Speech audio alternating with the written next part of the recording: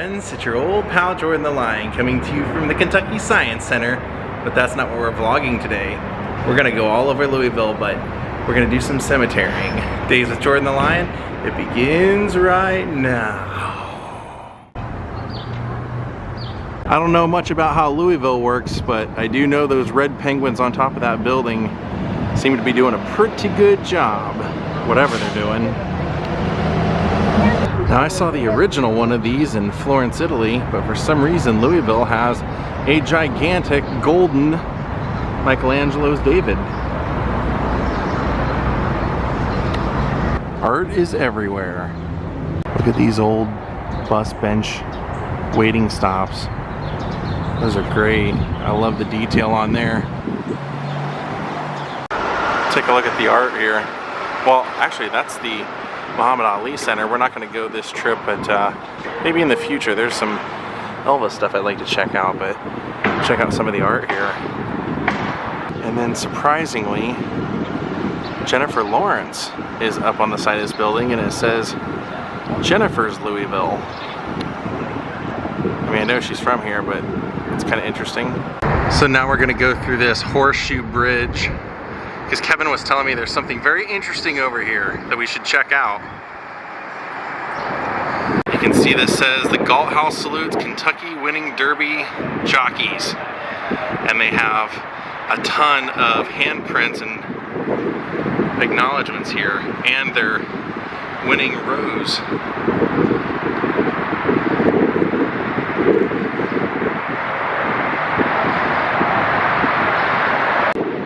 Very cool. It's cool that he knew about this. We were parked like 2 blocks away. I dig the architecture down here, downtown Louisville. I saw this statue from across the street. I said it looks like Ned Beatty. It's Al Schneider, but man, boy, in the face he sure looked like Ned Beatty from across the street. So we're taking this walking bridge over. I want to check out the Belle of Louisville. I am a man who loves a good riverboat. You know what I'm saying? And that's a pretty nice one. But so is that one. I have a placard right next to this talking about Lewis and Clark. This was part of their trail. And Irene Dunn, actress Irene Dunn, born in Louisville. And here's the other side of that sign. It says, Louisville and Falls of the Ohio played key roles in 1803 and 1806 Lewis and Clark expedition to the Pacific. William Clark and the first members enlisted here. Lewis and Clark met in Louisville, 1803. Left the area in October 26, 1803. Let's go take a look at this. I want to come someday and take a ride on this.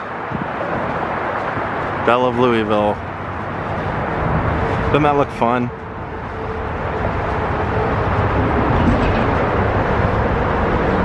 Louisville's a happening place. Colonel Sanders hung around here. Muhammad Ali raised here. Pretty cool. But do not drink the water. You know what I'm saying? A little bit too much like the Willy Wonka chocolate river. Boats hauling some stuff.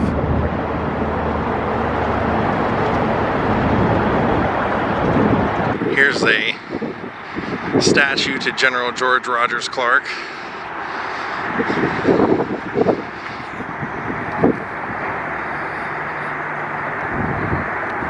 And then look at the walls of the Muhammad Ali Center. Isn't that cool?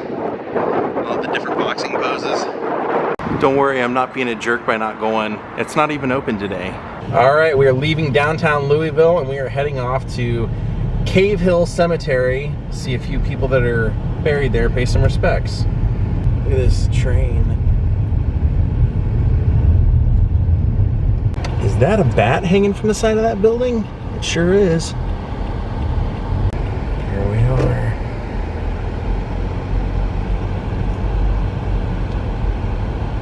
Very cool. Yeah, that is great. We just noticed this. This wasn't one we were looking for, but this is a great headstone. He said that the gentleman is still living, but the lady unfortunately is not. What a beautiful...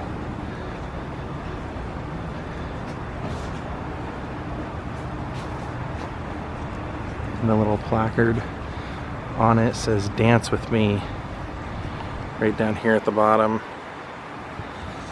Wonderful.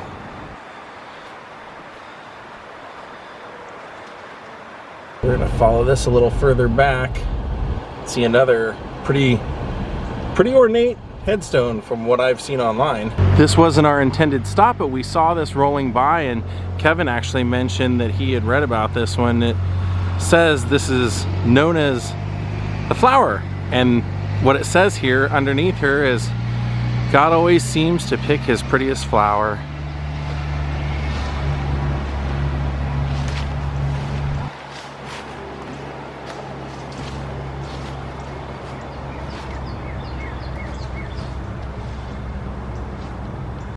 This is one of the more interesting cemeteries I've ever been in, and only been in for a few minutes to be amazed by.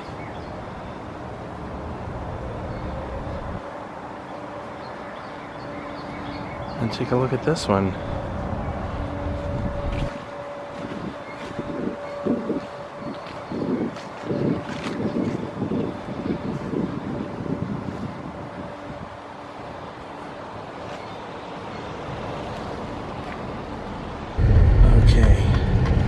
To the grave of someone I think we all have heard of, at least.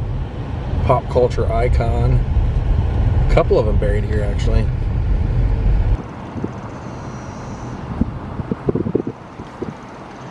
So right here, grave I've always wanted to visit. The Colonel Harlan Sanders, the man who brought us Kentucky Fried Chicken. You might remember the last time I was in town visiting my family, I found out that my sister's neighbor was friends with him. She told us a lot of great stories about the Colonel, what a philanthropist he was, and how many different ways he donated to charity and everything, and he was quite a firecracker. Colonel Harlan Sanders, born near Henryville, Indiana, September 9th, 1890, founder of Kentucky Fried Chicken Empire, died in Louisville, Kentucky, December 16th, 1980. And here is his wife Claudia, born near London, Kentucky, September 7th. Truly the Colonel's lady and co-worker in his enterprises. Died in Shelbyville, Kentucky. That's where my friend Pam, that's where she met him. Her story was that her family owned a very well-known ice cream place in Dayton. They were going to visit her down at school, down near Shelbyville, where her school was where Colonel's chicken restaurant was, and it was right near his house, and they decided to take some of his ice cream, or take their ice cream as a gift to him, and when he tried it, he loved it, and they became friends. So look at that great bust of Colonel right there. Said he was a real nice guy, real great character. What he did was he originally started a filling station, gas station in Corbin, and it wasn't doing so hot, but he tried doing a chicken recipe, his secret recipe that he would be known for, 11 herbs and spices, and would do it in a pressure cooker, and started attracting people. He ended up opening up a franchise and then selling it, but he was the ambassador for Kentucky Fried Chicken for, I think, until he passed away. So he would go represent the business and do openings and things like that. And right next to his grave right here is his daughter and her family, Margaret. You'll see this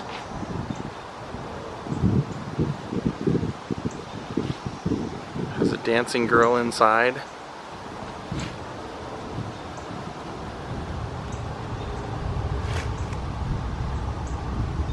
And then right here it has her name, Sanders.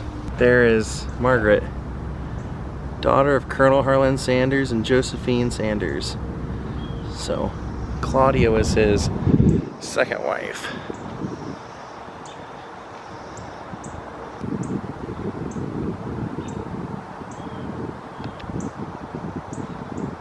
Now, like I said, not only that major pop culture icon who now, even though he's passed on and he's no longer the brand ambassador, he still kind of is, because his image is still used in everything that KFC does now. And they even have comedians and actors portraying Colonel, doing the Colonel's voice in commercials now. Now, like I said, not the only pop culture icon here. There's another one that we're going to find along the way that I think many of you will remember. Now, this one was along our way, and I had read about it, so I thought this would be a nice one to stop for. You can see here we have a man named Harry Leon Collins. He was a magician. You can see there he's presenting a trick to you performance. There's his act down there, and he was known for being the Frito-Lay magician.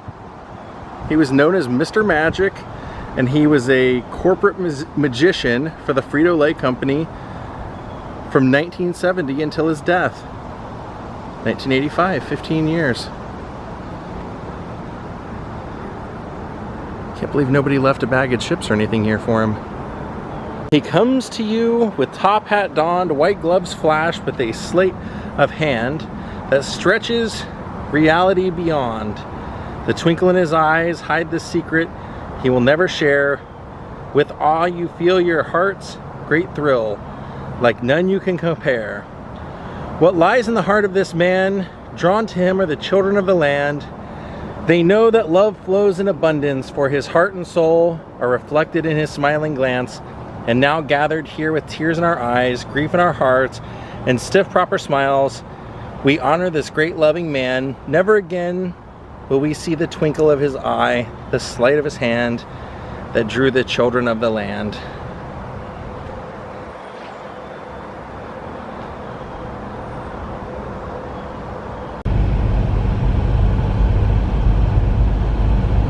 And as we just passed by this, Kevin pointed out, if you look through the glass in here, they have a stained glass in the very back of, let's take a look. It's the Last Supper. Let me see if I can zoom in on that for you.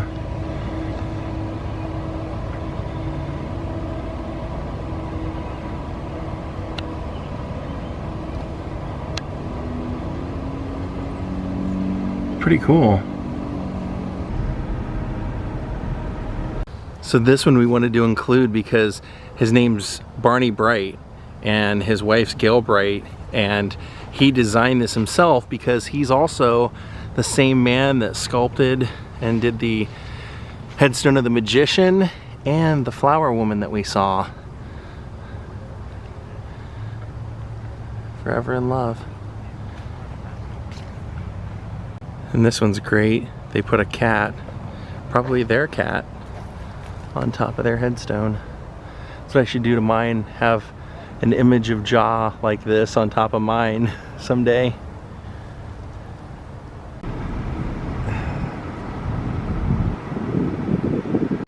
And I had to put this one on too. We just drove past this. This was great. Look at this.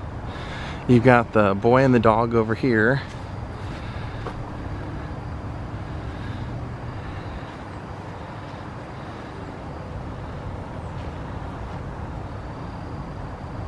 Kind of making our way around the cemetery to Muhammad Ali. Couldn't help but put this one on too. I really like that one. This is a great cemetery. It's one of my favorite ones so far. So now we're on a one-way street, section U. And we have finally just about arrived. The way that we got to this one is by following the green line. And right here at the top of these stairs, we have the grave of Muhammad Ali.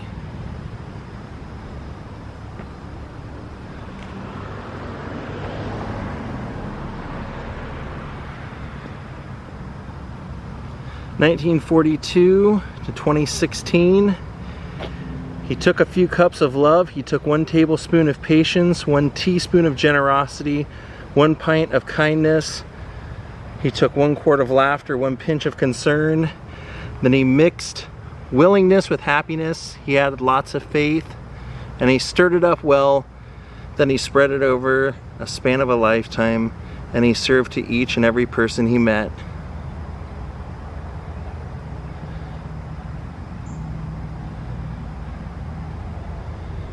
Let's go up and take a look at that up there. I'm walking up here because they have a sign that asks you to please stay off the grass.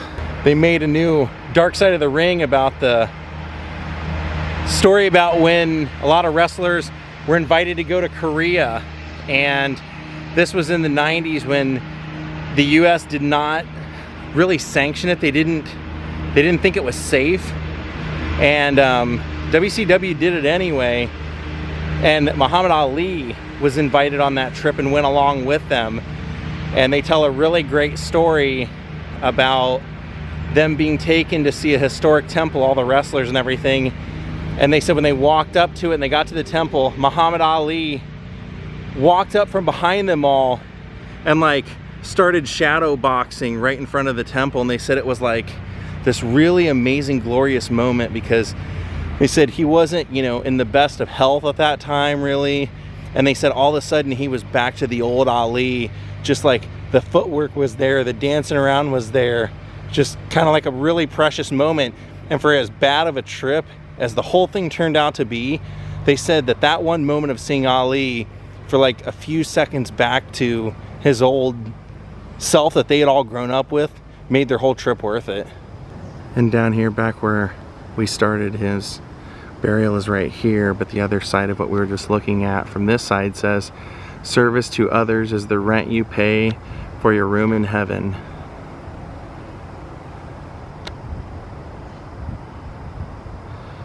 Widely considered for many people's lives the most entertaining, electrifying, almost villainous boxer of his day. The man who could speak a good game and get people that weren't even boxing fans excited about seeing a fight.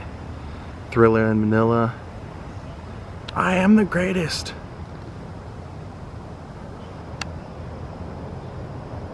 Now we're not done yet. There's a few more people here in the cemetery that we figured we'd like to go visit that have a notable story or something interesting about them that we could share while we're here at Cave Hill.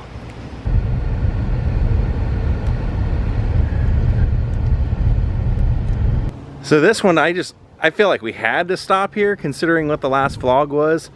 Louisville Slugger. This is Pete the Gladiator Browning. So legendary 19th century hitter for whom the first Louisville Slugger bat was made in April of 1884 over the course of 13 professional seasons from 1882 to 1894, primarily with his native city of Louisville.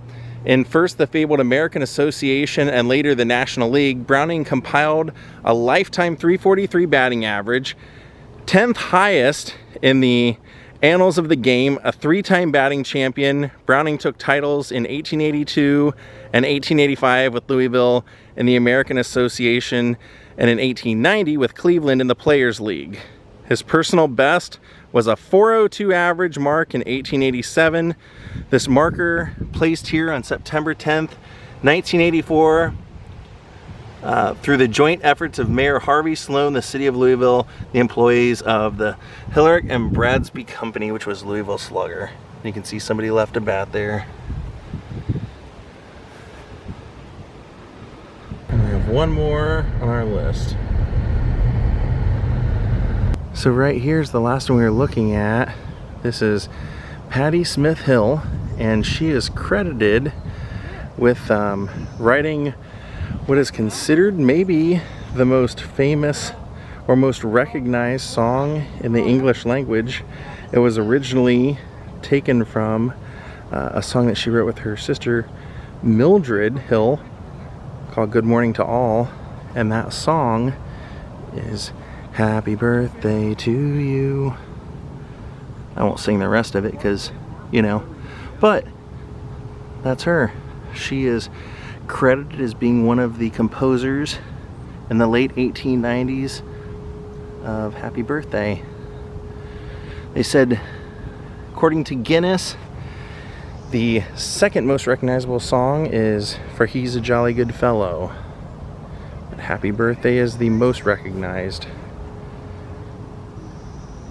So the sad thing is that we have found the last grave that we were here to visit. The good thing is that there's another cemetery that we want to go to because there's one person that I want to show, and I figured, you know, we're so close, we might as well do it. So let's head over there now. So now we're heading about 15 minutes away. I'm trying. So we actually made a detour. My friend Kevin knows about this place. We're gonna stop here real quick, have some fun. Okay, so on our route to our next location, we stopped at a place called Rec Bar that has an amazing assortment of pinball machines. And we have been playing and having a blast with a lot of them. I had never played this one before, which was great. And I'll show you one of the most impossible ones I've ever played. This one.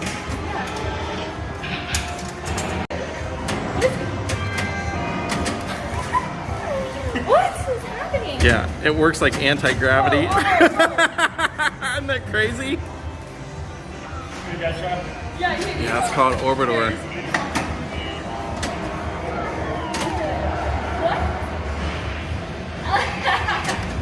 It's the craziest pinball machine I've ever played.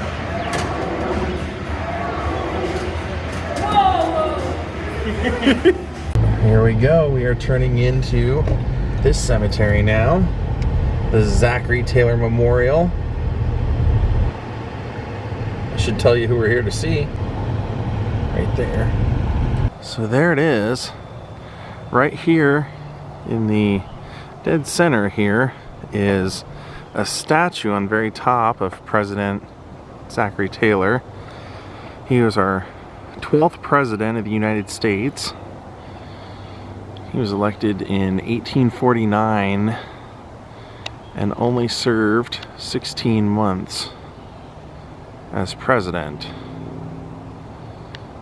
He was born in Virginia and moved to the Louisville area, and eventually was in the Army and was a general for James K. Polk, and had success for Polk and was encouraged, even though he wasn't much of a politician, by the Whig Party to run for president, and just kept winning the primaries and everything, and ended up becoming president.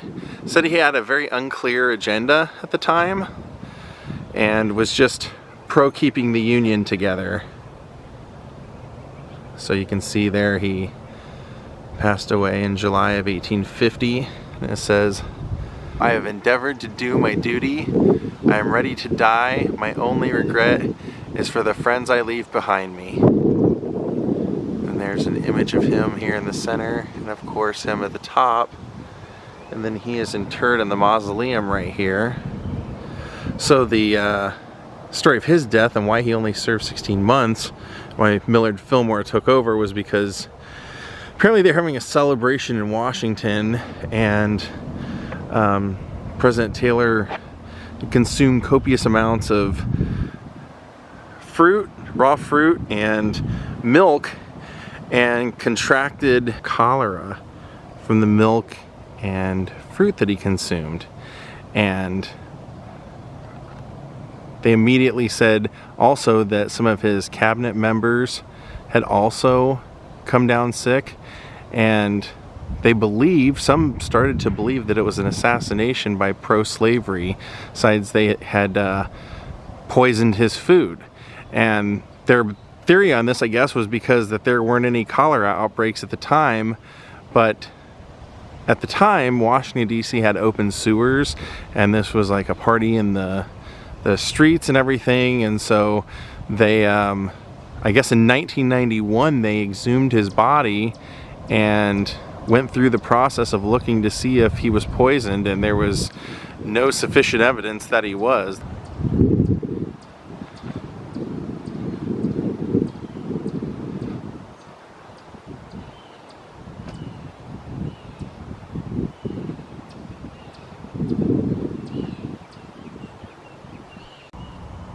There you can see his name, and he is in the one to the left.